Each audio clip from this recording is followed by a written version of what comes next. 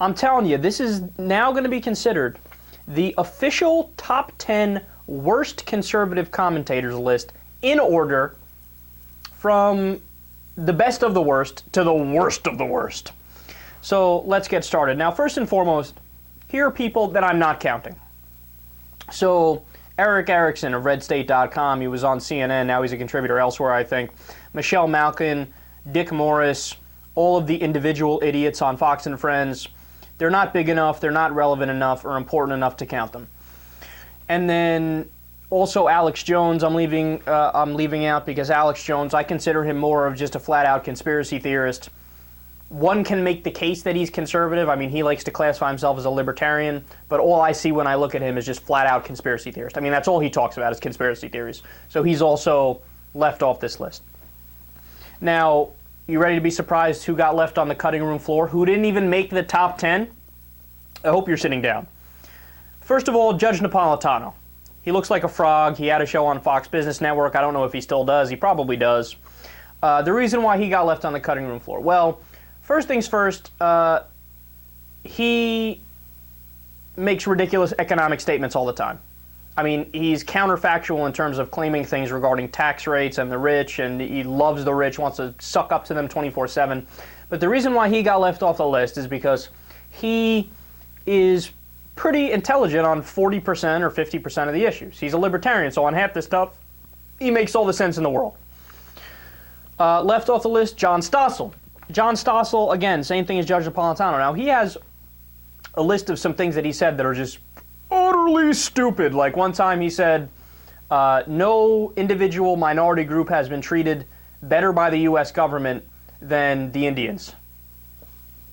Oh, you mean the people that we did a mass genocide from here all the way through westward expansion to California? Oh, you mean the people that we forced on the Trail of Tears? You mean the people that we basically committed genocide against? Those guys, we treat them great. Nobody gets... He's like, yeah, I mean, nobody brought that up in response to him, but he's referring to the fact that they don't have to pay taxes on their casinos. Oh, whoop-de-doo. They should be forever grateful to us, right, after killing almost all of them. But he's left on the cutting room floor. Now, of course, he is a dumbass guy, but he got left on the cutting room floor because on 40 to 50% of the issues, he's in favor of legalized weed. He's in favor of, on almost all the social issues on foreign policy. He wants to stop invading random countries, bring all the troops home. So he's right on all that. That's why he's off the list. You ready for the big whopper here, man? I hope you guys are sitting. You know who didn't make the top 10 list? Bill O'Reilly. That's how bad the list is, by the way, that Bill O'Reilly isn't one of the worst. So the reason why Bill O'Reilly got left off is he saved himself with two comments. The first comment he saved himself with was when he advocated in 2009 that he was in favor of the public option. Now, of course, there's massive caveats to that. He probably flip-flopped on it 12 times and backpedaled, and he waged the propaganda like everybody else. But there was one time he said, I'm in favor of the public option. Not only that, but then also recently he said that the stronger argument in terms of gay marriage is on the side of homosexuals.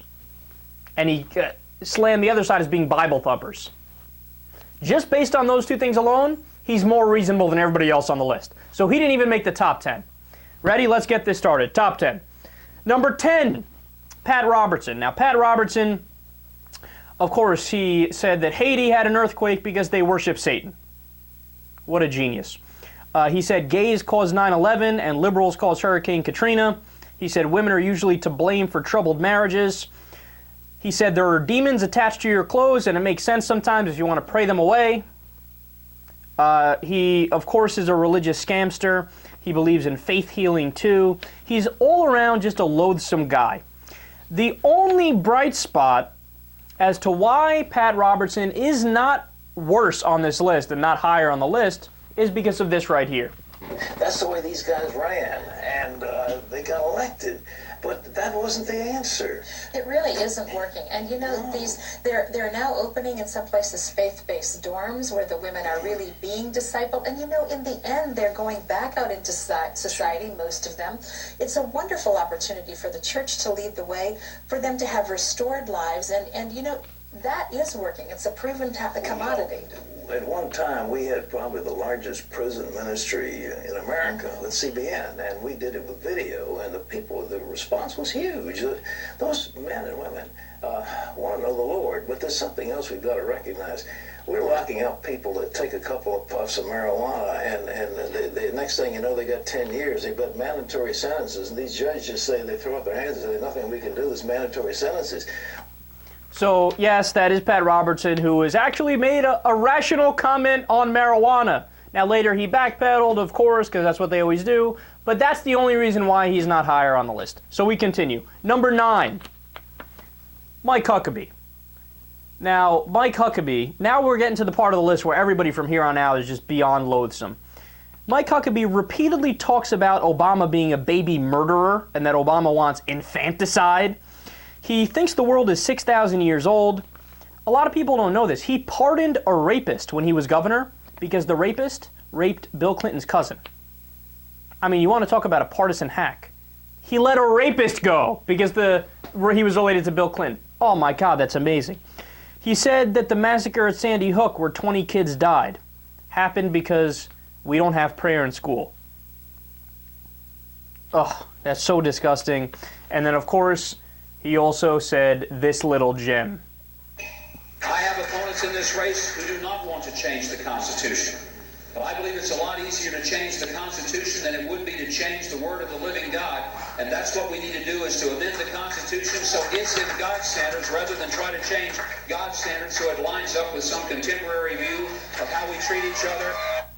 Yes, you heard him correctly. Replace the Constitution with the Ten Commandments. God, that's so painfully stupid. That's the exact opposite of the idea that the founders wanted for the country. No, he's a theocratic fascist is what he is, and he's also number 9 on the list. Number 8. Ann Coulter is number 8. She thinks racism is a hoax. It's a lie. It's, quote, a lie hoisted on America by white liberals. So, black people making 83 cents to the white person's dollar for the same work. Oh, it's all psychological. These white liberals hoisted it on us. So massively idiotic. She also said Jews need to be, quote, perfected. Every single one of her books is named something along the lines of murdered, how liberals sodomized America and hate freedom. But worst of all, she is just constantly factually incorrect. We were on Canada discussing the anti-war protesters. Yeah. Canada used to be one of our most loyal friends, and vice versa. I mean, Canada sent troops to Vietnam. Was Vietnam less containable and more of a threat than Saddam Hussein? Canada did not send troops to Vietnam. I don't think that's right. Canada did not send troops to Vietnam. Indochina? No. Canada, Second World War, of course. Korea, yes. I Vietnam, think you're wrong. No, it took a pass on Vietnam. I think you're wrong. No, Australia was there, not Canada. I think Canada sent troops. Well, I'll get back to you on that. Okay, cool. Fail. Fail, fail, fail. She's wrong about almost everything. Number 7, Glenn Beck. Glenn Beck, he always substitutes actual knowledge for bravado, so much that even my conservative friends have pointed that out to me about how much they hate him, that he's all show. He's overly charismatic. All he's doing is putting on a show. He's an entertainer. And he's basically half Rush Limbaugh and half Alex Jones. So he's half conspiracy theorist, half Republican hack. And the worst part about him is that you can tell he's lazy in preparation for his own show because his entire show is opinion. There's no news, there's no facts, and not only does he disagree with liberals, he literally thinks that we are purposely trying to destroy America, which is, of course, the dumbest thing I've ever heard. And now you guys know there's a million examples that I could pull up of him saying dumb shit, but let's just play the absolute worst one. The radicals that you in Washington have co-opted and brought in wearing sheep's clothing change the pose. You get the ends. You've been using them? They believe in communism. They believe and have called for revolution. You're going to have to shoot them in the head. But warning, they may shoot you. Yes, you heard that correctly. On one of his shows, he actually advocated shooting liberals in the head. Number 6 on the list. And wait a second, pause. The fact that that only gets you number 7 on the list?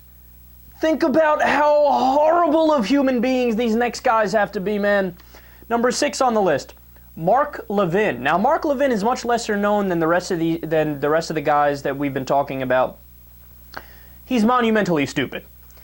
Anytime anyone has gone after Sarah Palin, he attacks that person, and he defends Sarah Palin.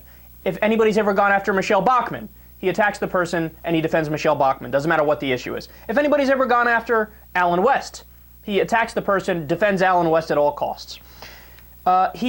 It's almost as if he picks the dumbest GOP politicians. He agrees with the dumbest congressmen 100%, and he will defend them at all costs. Get this. This is how silly of a human being this guy is. He actually said about Marco Rubio in his most recent response to Obama's State of the Union. Remember when he had the awkward water sip and he was parched the whole time? You could hear it in his mouth. He's sweating. He's making no sense. He's stumbling. He actually said that that response was the best ever response to a State of the Union address. Okay, you're just obviously not on planet Earth if you actually think that. No, you just have to be making shit up if you think that that's true. How can you possibly think that? It was notoriously bad. Oh, God, these guys are ridiculous.